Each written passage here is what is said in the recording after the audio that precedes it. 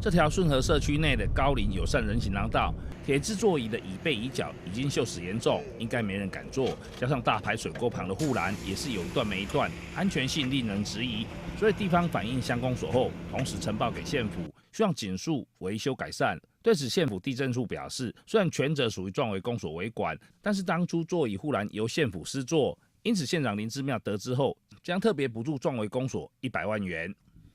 针对这个长者、老人长者要到过岭国小到去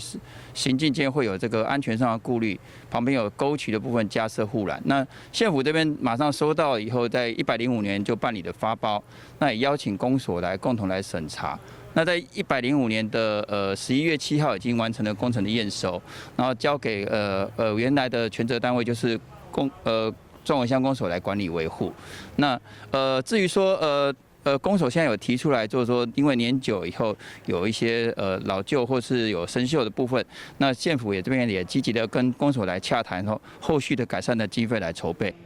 对县府的协助，壮围公所除了表达感谢，也将紧速规划未来进行后续汰换加固工程，总经费约200万元，由县府公所共同分担工程款。希望讲由管府这边啊，甲公所这边共同负起这个维管的这个责任吼。即摆县政府县长嘛答应讲要用100万的这个经费来补助公所，来做一个修复吼。可能阮即摆伫险人迄个做设计啦吼，因为迄个铁栏杆的部分啊，因真侪拢是乌梯啊做的，可能迄个维修的部分啊，它的范围比较大。预估大概要到200万的这个金额哈，到时就是县府敢补助100万，阮公所甲你出100万啦